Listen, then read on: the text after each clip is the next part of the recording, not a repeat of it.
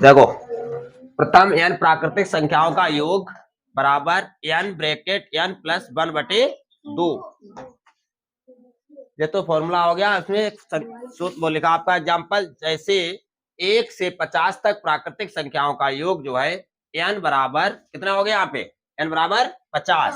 Last संख्या ही n हो जाएगी आपकी। फॉर्मूला है n ब्रैकेट n प्लस 1/2। तो कितना है n, 50 गुणा 50 प्लस 1, काट दिया, 2 से काटा 50 को, 25 आ गया। और 25 गुणा 51, 50 और 1 51, बाद में इसका मल्टीप्लाई कर दिया, कितना आ गया 1275।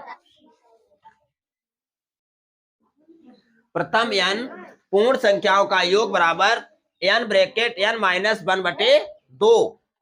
जैसे प्रथम 25 पूर्ण संख्याओं का योग ज्ञात करना है तो n बराबर क्या हो जाएगा 25, n bracket n minus 1/2, 25 bracket 25 minus 1/2, 25 गुणा 24/2, 2 से काट दिया, कितना आ गया 12, 12 पंचे 60, हासिल लगे 6, 12 दूनी 24 और 6 30, 3 सम संख्याओं का योग n ब्रैकेट n प्लस 1।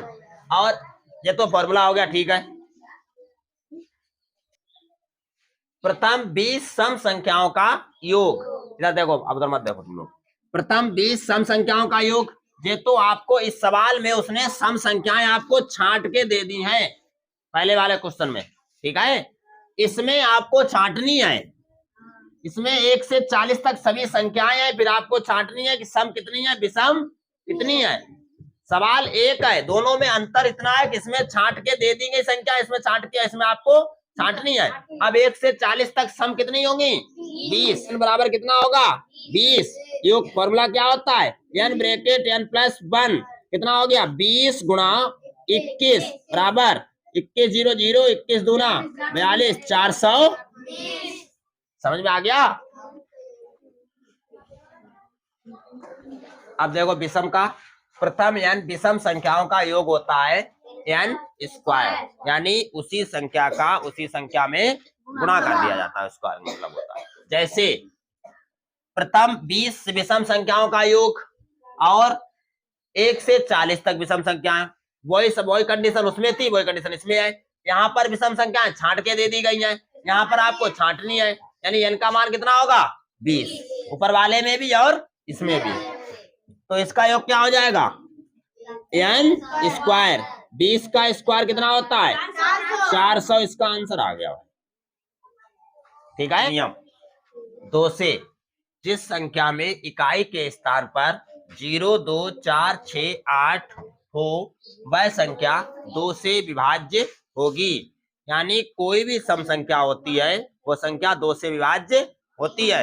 इसलिए सम संख्या की परिभाषा भी यही लिखाई थी, जिस संख्या में इकाई के स्थान पर 0 2 4 6 हो, 0 2 4 6 8 हो वह संख्या 2 से विभाज्य होगी या सम संख्या होगी। जैसे अब 0 है 2 से विभाज्य, 2 है 2 से विभाज्य, 6 है 2 से विभाज्य, 8 है 2 से विभाज्य, अगर 4 भी होता है तब भी 2 से विभाज्य।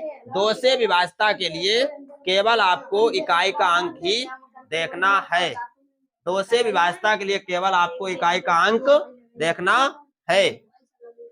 3 से देखो, जिस संख्या के अंकों का योग यदि 3 से विभाज्य है तो संख्या 3 से विभाज्य होगी। जैसे 729, इसके अंकों को जोड़ लिया, 7 + 2 + 9 बराबर 18, संख्या 3 से विभाज्य है। देखो 18 जो है संख्या 3 से विभाज्य है, तो इसलिए यह 729 भी 3 से विभाज्य होगी। जिस संख्या में इकाई दहाई के स्थान पर, जिस संख्या में इकाई दहाई दोनों दहाई के स्थान पर बनी संख्या 4 से विभाज्य हो या दोनों के स्थान पर 0 हो तो संख्या 4 से विभाज्य होगी। जैसे में देखो यहाँ पे इकाई दहाई के स्थान पे संख्या कितनी है 12, 12 4 से कट जाती है तो पूरी संख्या भी आपकी 4 से कट जाएगी। फिर दूसरा देखो, दूसरा नियम क्या कहता है, इकाई दहाई के स्थान पे अगर 0 है तब भी संख्या 4 से विभाज्य हो जाएगी।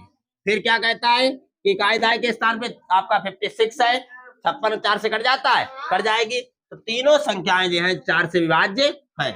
इस तरह से पता करते हैं 4 से विभाज्य कौन सी संख्याएं हैं। अब 5 का देखो, 5 से जिस संख्या में इकाई के स्थान पर 0,5 हो वह संख्या 5 से विभाज्य होगी। इसमें केवल इकाई का अंक देखना है, क्या है 0, 5 से विभाज्य क्या है 5, 0, 5, तो सभी संख्याएं आपकी 5 से विभाज्य है। जिस संख्या में इकाई दाई सैकड़ा के स्थान पर बनी संख्या 8 से विभाज्य है या तीनों स्थानों पर 0 हो तो संख्या आपकी 8 से विभाज्य होगी। यही आपका 4 था, बस वहां पे सैकड़े का स्थान शामिल नहीं था और तो सेम था। तो इसमें देखो 3 स्थानों पर 512 8 से कट जाता है, कट जाता, 512 तो 8 का क्यूब ही होता है, इसलिए पूरी संख्या आपकी 8 से विभाज्य होगी। यहाँ पे देखो तीनों स्थानों पे क्या है 0 है, संख्या 8 से विभाज्य होगी। यहाँ पे तीनों स्थानों पे क्या है 64 है, तो संख्या आपकी 8 से विभाज्य होगी। 9 से जिस संख्या के अंकों का योग 9 से विभाज्य हो वह संख्या 9 से विभाज्य होगी। यही 3 का था, जिस संख्या के अंकों का योग 3 से विभाज्य है तो वह संख्या भी 3 से विभाज्य होगी। अब यहाँ पे 9 से विभाज्य होना चाहिए, इसका योग कितना हुआ 27, 27 9 के टेबल में आता है, आता है, तो यह संख्या भी आपकी 9 से विभाज्य होगी। जिस संख्या में इकाई के स्थान पर 0 हो तो वह संख्या 10 से विभाज्य होगी। इकाई के स्थान पर देखना बस आपको क्या है 0 अगर है तो वह संख्या किससे विभाज्य होगी 10 से विभाज्य होगी। और किससे विभाज्य हो सकती है 5 से विभाज्य हो सकती है, और किससे हो सकती है 2 से विभाज्य हो सकती है। ठीक है। 11 से विभाज्यता का नियम, जिस संख्या में सम स्थानों के अंकों का योग तथा विषम स्थानों के अंकों का योग का अंतर 0 हो या 11 का गुणज हो तो संख्या 11 से विभाज्य होगी। संख्या किससे विभाज्य होगी 11 से विभाज्य होगी। अब यहाँ पे सम संख्याएं नहीं है, सम स्थान है, यानी पहला और तीसरा, दूसरा और चौथा, संख्या कुछ भी हो तो 1 + 3 कितना हुआ 4 और 3 + 1 कितना हुआ 4, इनका अंतर कितना हो गया 0, तो संख्या किससे विभाज्य है 4 से, 11 से विभाज्य है। इसी प्रकार इसका 1 + 6 + 1 कितना हुआ 8, 4 + 4 कितना हुआ, अंतर कितना हो गया, तो संख्या किससे विभाज्य है 11 से। यानी सम स्थानों के अंकों का योग तथा विषम स्थानों के अंकों का योग का अंतर या 0 है या 11 का गुणज है, या इनका अंतर 11 बचता, 22 बचता, 33 बचता, तब भी संख्या 11 से विभाज्य थी। 0 को किसी संख्या में जोड़ने या घटाने पर कोई परिवर्तन नहीं होता है। अगर किसी संख्या में हम 0 जोड़ते हैं तो संख्या में कोई परिवर्तन नहीं होगा, किसी संख्या में से 0 घटाते हैं तो संख्या में कोई परिवर्तन नहीं होगा। किसी संख्या में 0 से गुणा करते हैं, गुणा करने पर गुणनफल क्या हो जाता है 0 हो जाता है, गुणा करने पर गुणनफल को क्या कर देता है 0 कर देता है। 3 नंबर है, किसी संख्या से 0 को भाग देने पर भागफल 0 तथा 0 से भाग देने पर भागफल अर्थहीन, यानी इसका सिंबल जिस तरह बनता है आता है। यानी किसी संख्या से 0 में भाग करेंगे तो भागफल क्या आएगा 0 आएगा, लेकिन अगर 0 से संख्या में भाग करेंगे तो भागफल क्या आएगा अर्थहीन, क्या आएगा अर्थहीन।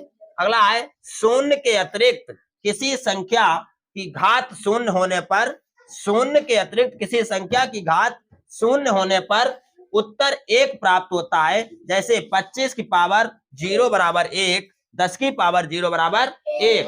और इस बात का मतलब है 0 के अतिरिक्त, इसका मतलब यह है कि 0 की पावर 0 का मान तो 0 होगा, लेकिन अगर यहाँ पे 0 के अलावा कोई अगर संख्या होती है तो उसका मान क्या आएगा 1 होगा। आधारभूत संक्रियाओं में पूर्ण संख्याएं, आधारभूत संख्याएं पूर्ण संख्याओं पे डिपेंड करती हैं। पूर्ण संख्याएं 4 नियमों को संतुष्ट करती हैं। 4 नियम कौन से हैं, संवर्ग नियम, क्रम विनिमय नियम, साहचर्य नियम और बंटन नियम। 4 नियमों को संतुष्ट करती हैं। इसके अंतर्गत केवल जोड़ तथा गुणा, जोड़ तथा गुणा के लिए है, घटाना और भाग के लिए नहीं है। जोड़ तथा गुणा गुणन क्रियाओं को संतुष्ट करती हैं, घटाना और भाग को नहीं। अब देखो नंबर 1 संवर्ग नियम क्या है, 4 + 3 = 7, 4 × 3 = 8। अब ये जोड़ का संवर्ग नियम है और ये आपका गुणा का संवर्ग नियम है। अगला है क्रम विनिमय नियम, क्रम का आदान प्रदान बदलना, 4 + 3 3 + 4, लेकिन उत्तर में कोई परिवर्तन नहीं हुआ है। इसी प्रकार ये जोड़ का क्रम विनिमय नियम हो गया, 4 × 3 = 3 × 4, 4 × 12, 3 × 4 12, कोई परिवर्तन नहीं हुआ। तो ये किसका हो गया, गुणा का क्रम विनिमय नियम। ये सवाल पूछा गया है बोर्ड में आपका, वो सॉरी आपके एग्जाम में। साक्षर नियम क्या है, 2 + 3 + 5, 3 + 5 किसमें है, ब्रैकेट में, यहाँ पे 2 + 3 ब्रैकेट में कर दिया, आंसर में कोई परिवर्तन नहीं होगा। 3 + 5 8 और +2 10, 2 + 3 5 और +5 10, ये आपका जोड़ का साक्षर नियम हो गया। और 3 × 5 और बाहर 2 है, यहाँ पे 2 × 3 बाहर 5 है, तो 5 × 15 दूनी 2 3 दूनी 6 पंचे 30, तो ये आपका हो गया गुणा का साक्षर नियम। बंटन नियम क्या अलग है, 2 गुणा ब्रैकेट के अंदर प्लस का चिन्ह लगा है, और यहाँ पे क्या हो गया 2 × 3 और 2 × 5, आंसर सेम आएगा। ठीक है, इसमें आपके दो तो बहुत सरल है, एक संवर्ग नियम और एक बंटन नियम। ध्यान रख लो दिमाग में कि बंटन नियम में दोनों सिंबल हैं, बंटन नियम में क्या है, दोनों सिंबल हैं, और तो ये मतलब अलग अलग है। इसमें संवर्ग नियम में उसका आंसर भी लिखा होगा, संवर्ग नियम में क्या होगा, उसका आंसर भी लिखा होगा। इनमें आंसर नहीं होता है दोनों में, और यही आपके कुछ एग्जाम में पूछे जाते हैं। एक आपका साक्षर नियम और एक आपका क्रम विनिमय नियम। और क्रम विनिमय नियम में ब्रैकेट नहीं होता है और साक्षर नियम में ब्रैकेट होता है।